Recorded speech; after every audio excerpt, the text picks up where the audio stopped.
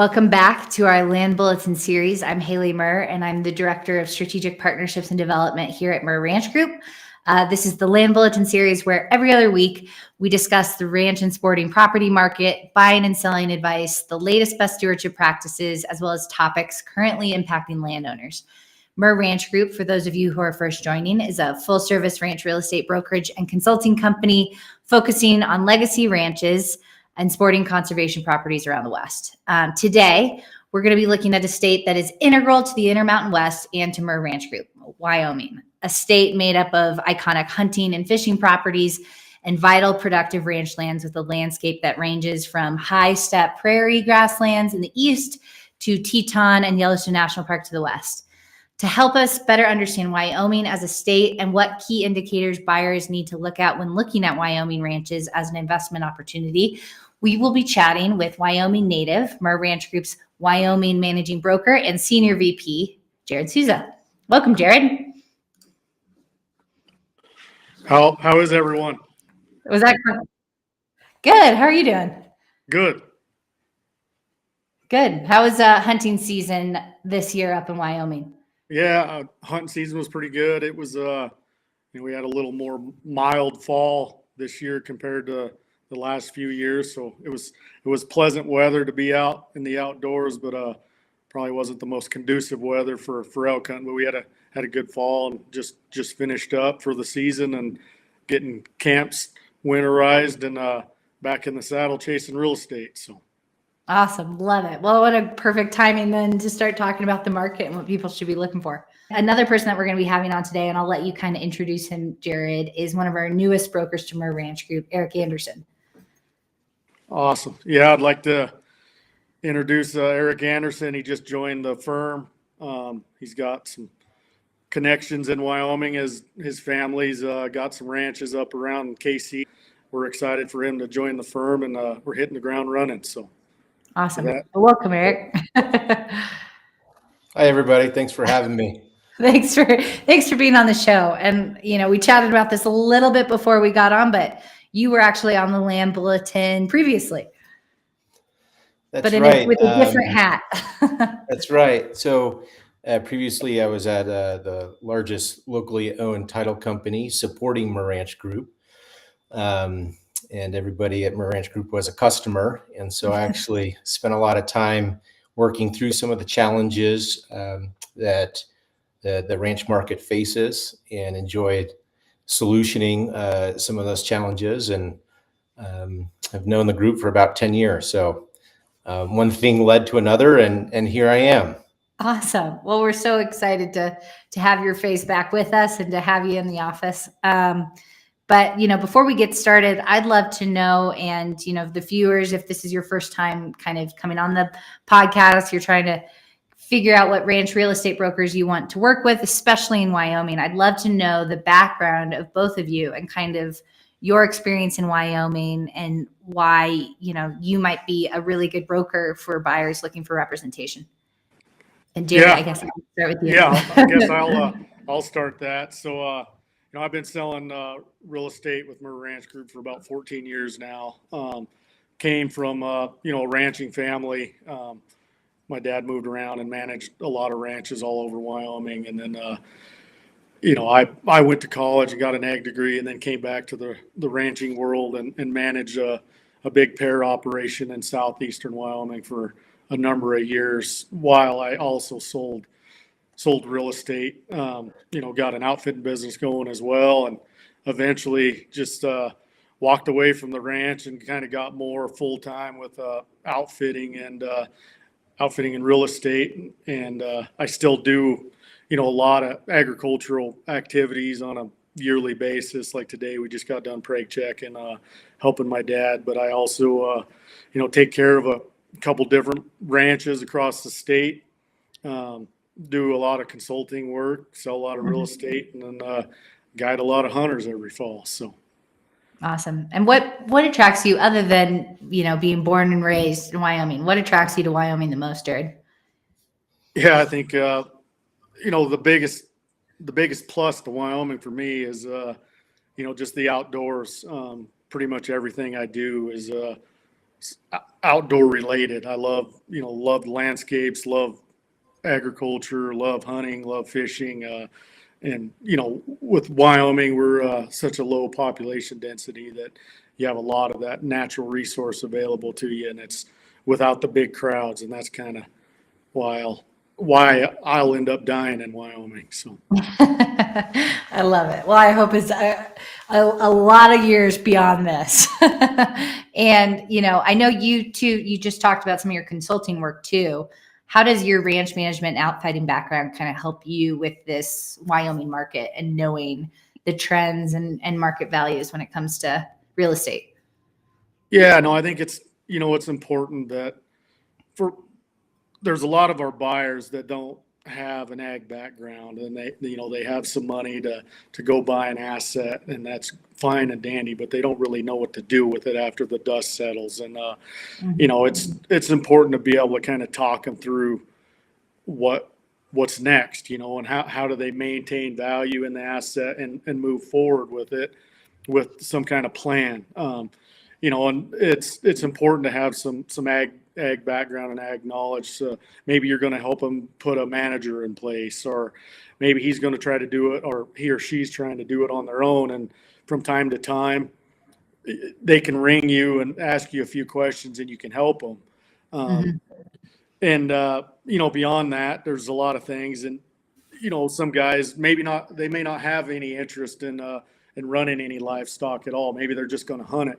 And the first thing they assume is like, well, we'll just kick all the cattle off of it, and we'll just go to hunting it. And then usually I'll have a couple conversations with them, and I was like, well, there's some value in you maintaining a grazing operation on this ranch, and there's some wildlife value there as well, that you don't necessarily want that ranch just to become fallow, because eventually it might affect the wildlife value on it as well. So it helps having some extra knowledge to kind of walk some of these guys through some of that. No, 100%. I completely agree. And you're our go-to when we do have a lot of those questions, even in-house. So we appreciate your knowledge and your background with that. And Erik, I'd love to know too about your background. I know it's a little bit different than Jared's. You're not a Wyoming native, but I know you've grown to love the state because of the people that you love. So. Yeah, I grew up in Houston, Texas, and we had a family place about 75 miles west of Houston, and grew up going out there on weekends. That was in Industry, Texas, near New Ulm or Belleville, Brenham area.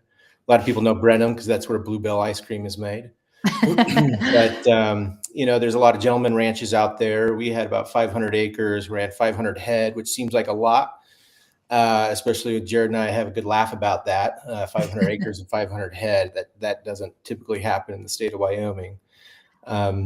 But learned a little bit about that growing up, and then I learned the loss of land too, and how special land is to families. And so, excuse me, we sold that place in 1998, and didn't have an attachment for land for a while, and then. Married a gal from Wyoming, from Casper, Wyoming, and who was also in the ranching business. And our first blind date, we started talking about ranching, and I'm like, well, this is not the kind of girl I expected to meet in Denver. And ever since then, we go up to Wyoming as much as possible, and we split our time between KC, Wyoming, and Denver now. So, but I've been in real estate for over 21 years now. Through lending, different various forms of lending, business process outsourcing, and most lately the title insurance, which is proving to be a great asset as we're looking and evaluating ranches in the state of Wyoming. So,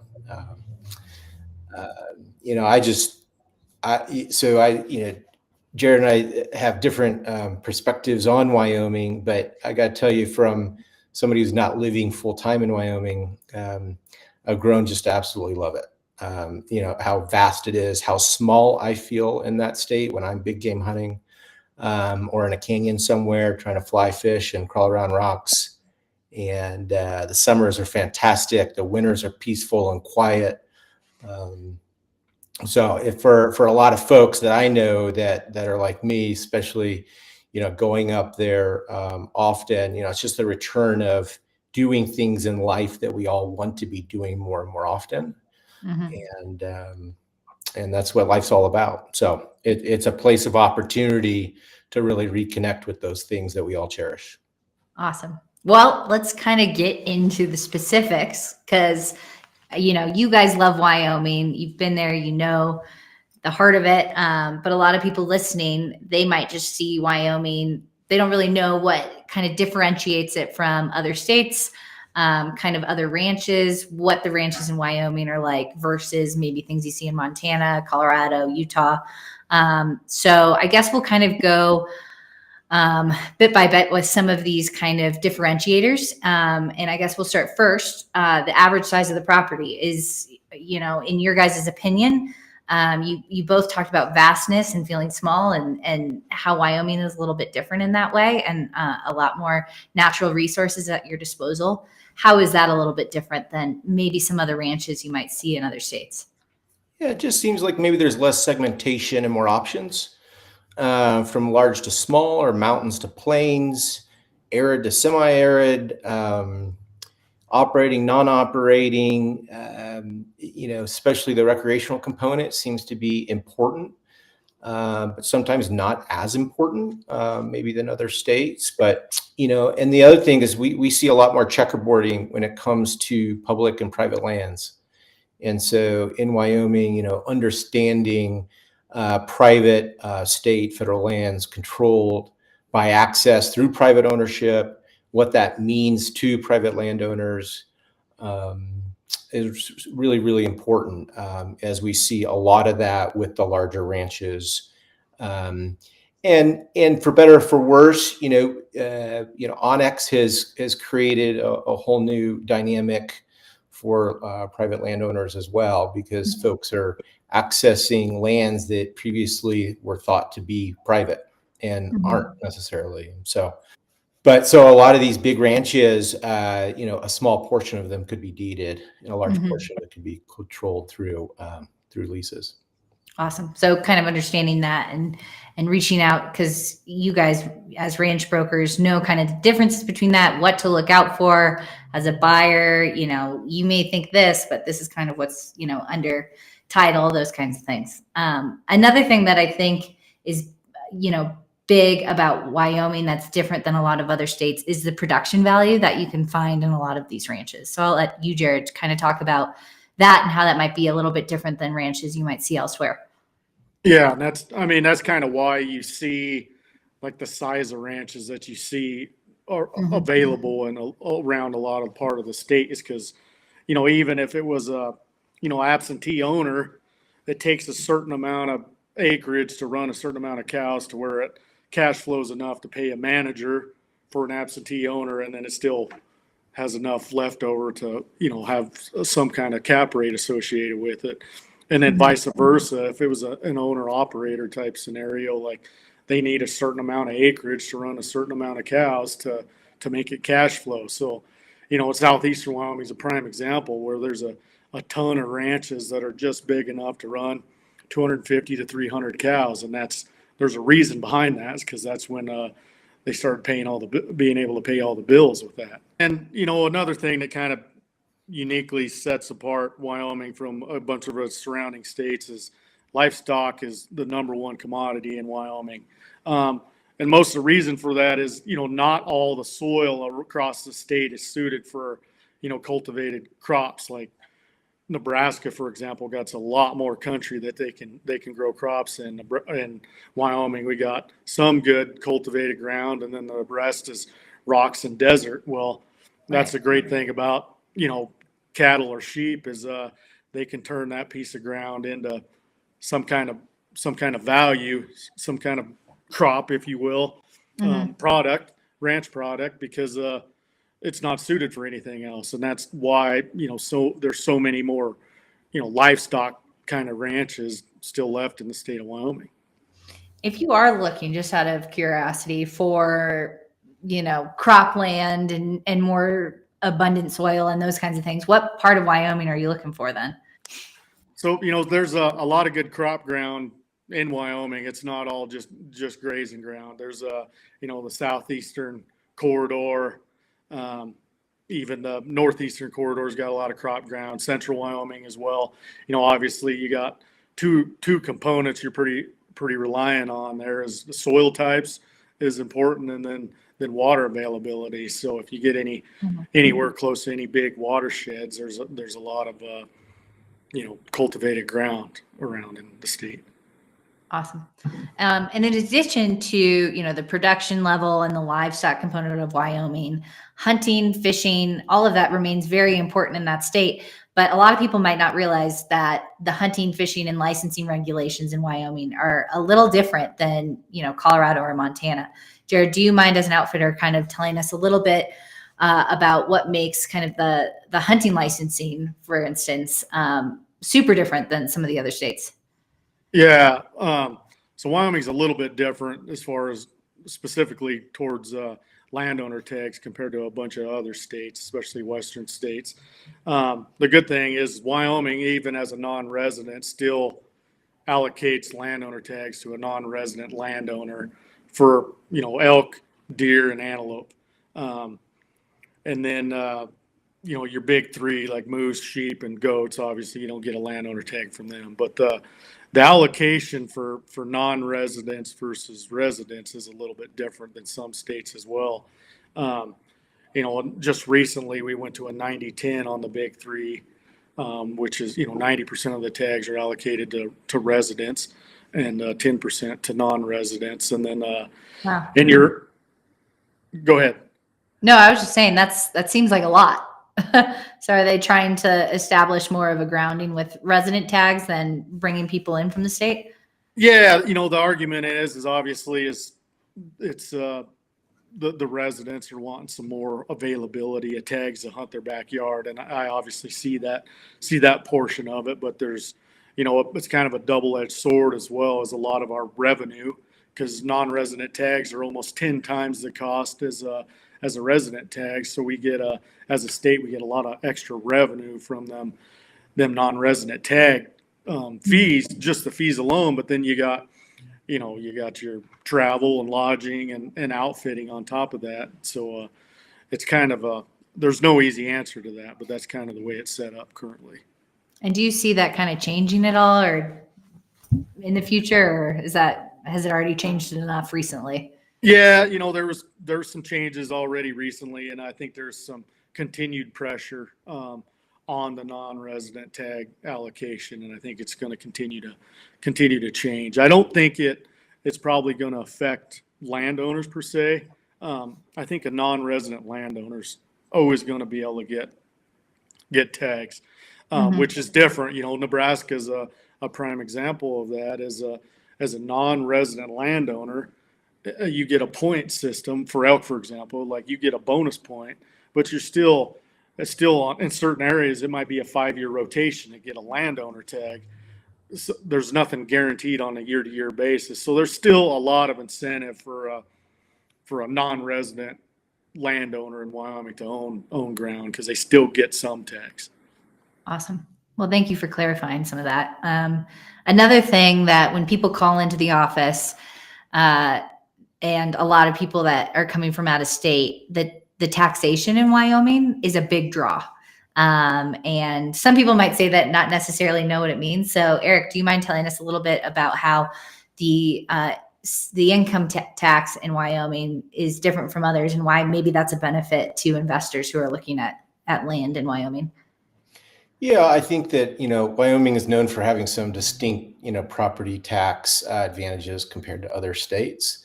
But from another tax perspective, most people know there's no state income tax, low property taxes, generally speaking. There's an agricultural and grazing land valuation that allows a land to be assessed on the income side rather than the market value side, which keeps that property tax down.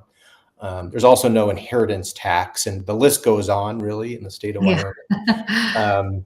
I talk to my CPA who's in Casper all the time about this, and no CPA and certainly no ranch broker wants to give tax advice especially when it comes to residency, because it can be challenged. But I will say we're working with several buyers now who are looking to make a change into the state of Wyoming. And we'll probably see more and more of that as the years progress, given some of the challenges that neighboring states are having. Interesting. And beyond kind of maybe the real estate, the property tax, are there any kind of uniquenesses when it comes to just the real estate perspective of, going under contract, any of the disclosures, that kind of thing? Certainly, it's just different disclosures than the state of Colorado, which we do a lot of work in as well. But Wyoming is a private, everybody likes to keep their business to themselves in the state of Wyoming. It's one of the reasons I love Wyoming.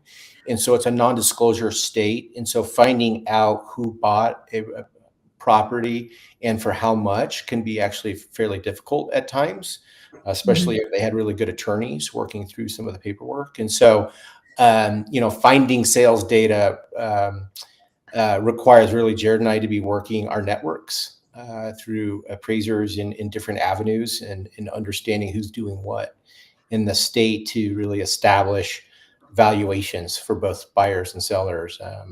Like I said earlier too, and talked about public land. I mean, that's really unique in the state of Wyoming, where about 48% is federal, another 6% or so is state. The remaining 46% is private. And so you're seeing this checkerboarding, and how does that affect the properties? And like I said before, access is super important, and who has access. And, a lot of people are trying to figure out what that means to valuations with these larger parcels. Awesome. And I think, we talk about all these different reasons why someone might look at real estate in Wyoming, but one of the biggest reasons you guys were drawn to Wyoming, a lot of our buyers have been drawn to Wyoming, are kind of the community values. So Jared, I'd love to know, kind of in your perspective, what makes Wyoming kind of the community and the culture of it also intriguing to buyers who might be looking for a property? Yeah, no, I think, Wyoming's still kind of behind the times a little bit, which a lot of people appreciate. It's still, for the most part, ag dominated across the entire state. There's, coal and oil and power plants and all that stuff going on, but the communities are a lot slower, and pretty much no matter where you go, pretty much everyone knows everyone. And I think there's a good percentage of the population that still appreciates that. They still, Erik mentioned it about driving down a road, and if someone doesn't wave at you, it's kind of a slap in the face. I mean, if you're out in the country and you drive by someone, you probably better be waving, and if you don't, you're probably going to get run off the road. That's just you need to be doing it. Right. So and a lot of people look for that. I mean, there's the whole neighbor concept about neighbors helping neighbors and stuff. It just still exists very strongly in all of these neighborhoods, and I think a lot of it has to do with just being it's an ag dominated state, and people want to help each other. Yeah, I love that. That's why I love Wyoming and why I love to go up there.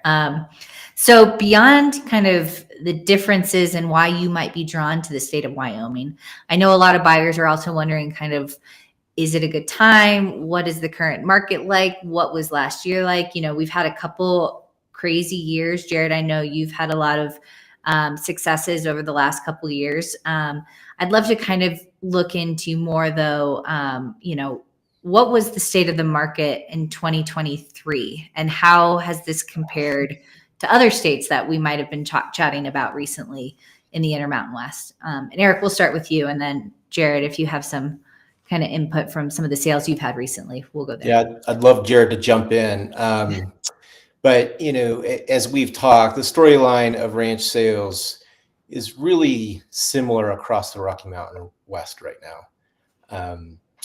Sales of ranches in 21 and 22, we all know, were very prolific, and there was a lot of, I would say, panic buying. There's more emotion in the market during those years. And so while some of that inventory sold the last half of 22, we had lighter inventory going into 2023. And as a result, we've seen fewer transactions in 23 compared to years previous. And we're starting to see kind of, I wouldn't say stability, but what was a kind of a seller's market where really sellers controlled what the price was. And if you didn't like it, you kind of, step aside because somebody else will. We're starting to see that even out a little bit. And we're starting to see more due diligence happening, more patience in the marketplace. And that's not necessarily a bad thing for either side. And we had still had a great year of sales, and we're still seeing great values in the state of Wyoming, especially in some of the recreation properties, right? I mean, if it checks all the boxes for a buyer, you're going to see somebody, put in a great bid. And so, I just think that they stayed in line. The values have kind of stayed in line in 2022, but we're not seeing those unicorn sellers and those unicorn buyers come through in 2023. And so right now we're just seeing more truth in the market, less emotion, more due diligence, which is, utilizing our skill set, which is more due diligence, right? More patient, more thoughtful, being more engaged in the details. Which is where, Jared and I are having, conversations these days on where this is going, just not in the end of 23, but where we're going to go in 2024 as well. What do you think, Jared?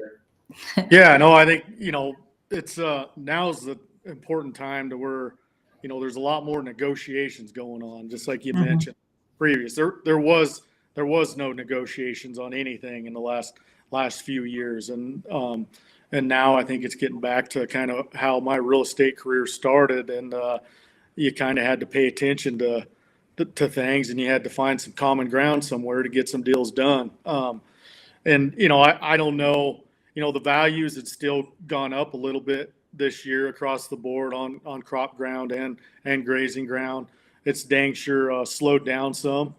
So just like Erik said, it's probably not a seller's market anymore, but the values aren't coming down, and I don't see them coming down in the foreseeable future. So it's still a good time to sell. I mean, the value in your assets still there. You just have to get a little more creative, and you got to have a little more marketing power to get some things done. There's some buyers out there that are, starting to puff their chest a little bit and think they got a lot more leverage, but I don't think the market's really showed us enough data yet to figure out, who's got more leverage, is it the seller or the buyer at this point. I think we're still in an arm wrestling match. Yeah. And in your opinion, Jared, what are the type of properties that are still kind of receiving that top tier pricing? What are the ones that are, the buyers, when they see them, they're going to sell up there in the state of Wyoming? Yeah. I mean, and that's the top tier deals are the rare ranches, right? I mean, it's just kind of like gold. It's a rare mineral, and we got some rare ranches that got the right attributes. You got a good recreational component, good scenic component, good production component, good infrastructure, and they're of some size, of some magnitude. There's not too many of them around across the entire U.S., unfortunately. So them kind of assets are still really, really hot on the market, and then the rest are taking some time. You kind of got to get it in front of a lot more buyers to get something accomplished, just because it's not a feeding frenzy anymore. And where do you think, and this is kind of a personal opinion probably for both of you, but where do you see like the hottest markets happening in Wyoming? I feel like a lot of the demographic of Wyoming has changed a little bit, and some towns that used to be not that big have a lot of people moving to them. And I'm not just talking Jackson, I'm talking a lot of other places. Are you seeing kind of a switch in the market to maybe some areas of Wyoming that used to not get as much interest? I guess I'll start with you, Jared. Yeah, that's a good question. No, I mean, there's definitely some areas that are getting some extra demand, but there's a lot of things that contribute to that. And it's not just, demographics of buyer necessarily. I think it's, bang for your buck and locale to an airport. And then they're just getting priced out of other regions of the state.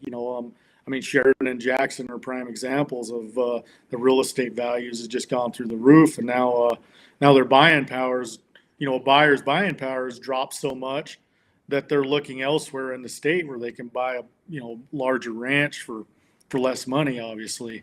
Mhm. But that's what's really crazy is these ranches that are still really rare and there's a lot of demand for them are $20 million plus. And it's kind of it saddens me to talk about this, but these large acreage places are getting fewer and fewer on a yearly basis. So that's you got some incredibly wealthy individuals that are trying to put a large asset together, and that's a pretty rare commodity, which is unfortunate, but just Mhm. how it is. Yeah. And do you see, I guess, looking into 2024, what can landowners and buyers expect, I guess, for, the first part of 2024, Q1, Q2, Erik?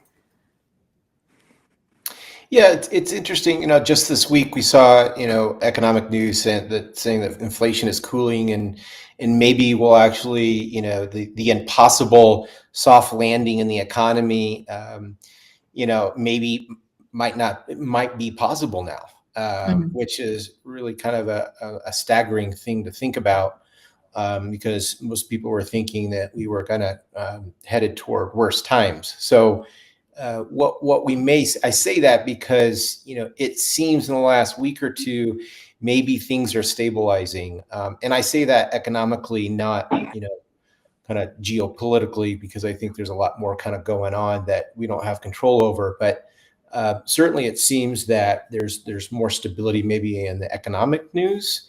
And if that is the case, I'm no economist, it might create more people coming to market in the first quarter or two.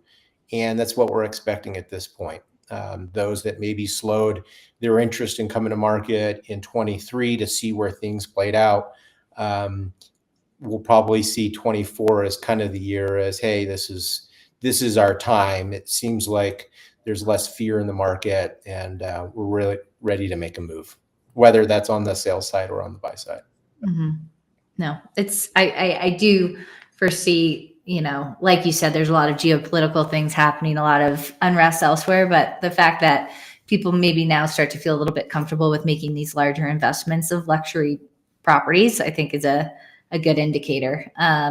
Jared, what do you foresee in 2024 for landowners who are maybe thinking of selling? Yeah, I think it's still an appropriate time based on what we're currently seeing. I don't think there's any bomb going to get dropped anytime soon on the real estate market. It's softened, but it's still, the values are still there, and there's still a lot of buyers floating around. You just got to make sure, now is more important than ever. And again, it kind of goes back to how my real estate career started, where it was pretty scientific on how you created your values, and valuation was very, very important to achieve a successful sale. The last few years, like, you just throw a dart at the dartboard and whatever number it landed on, that's what you listed it for. And in a few weeks, if you didn't get a lot of interest, then you made a price reduction, and it might have been a price increase or a price reduction, however you felt, and there's still a buyer for it. But now I think it's very important, and that's kind of the discussion that I've been having with sellers is like, look, like, you didn't lose any value, like, the value's still there, but Mhm. we need to make sure that we price it appropriately, because you don't want it to be sitting out there for 24 months. Like, we don't know what it's going to look like in another 2 years, but I can promise this window that we got in front of us is enough time, if we pay attention to what we're doing, to still get a successful sale.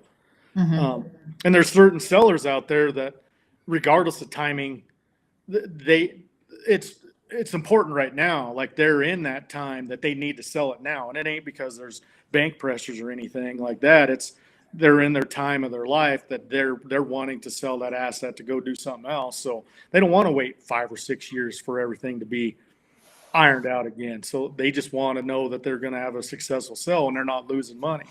Um, Mhm. and I think it's still the perfect time for that.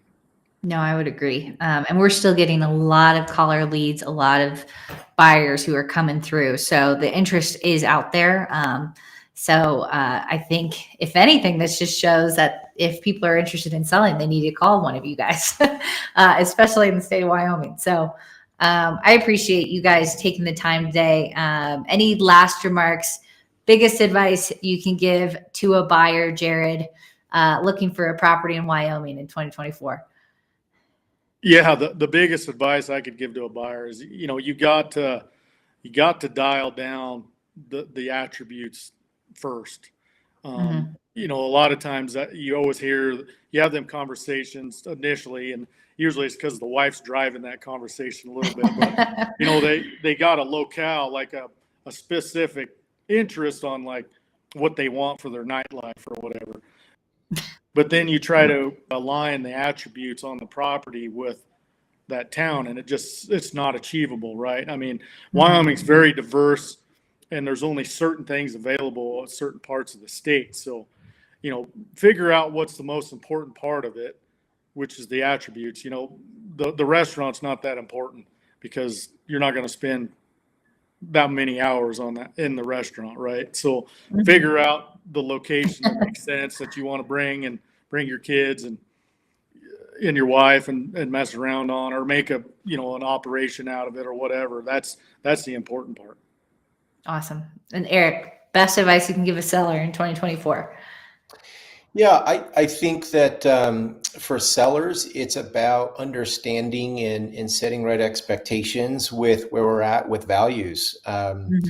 We haven't seen big increases. We haven't seen large decreases. And so, I think coming out of 2023, I think folks are really trying to find what that is. And that's where Jared and I come in to that conversation as to where that value is. And we pride ourselves on being truth tellers, right? I mean, we want to set the right expectation up front.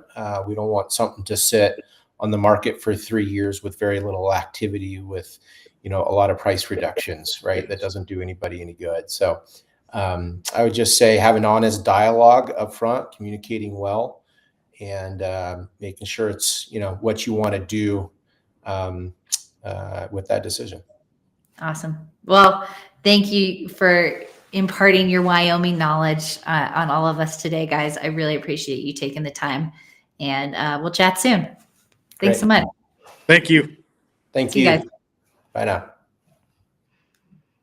And I would like to thank all of you as well for joining us today, and to thank our Senior VP at Mirr Ranch Group, Jared Souza, and our newest broker to Mirr Ranch Group, Erik Anderson. To reach out to either Jared or Erik, feel free to reach out to them further for information on Wyoming or current properties that they're listing. You can visit our website at www.mirranchgroup.com. And to learn more about ranch real estate or the ranch marketing process, please be sure to subscribe to our newsletter on our website at www.mirranchgroup.com, or give us a call at 303-623-4545. Thanks so much. See you next time.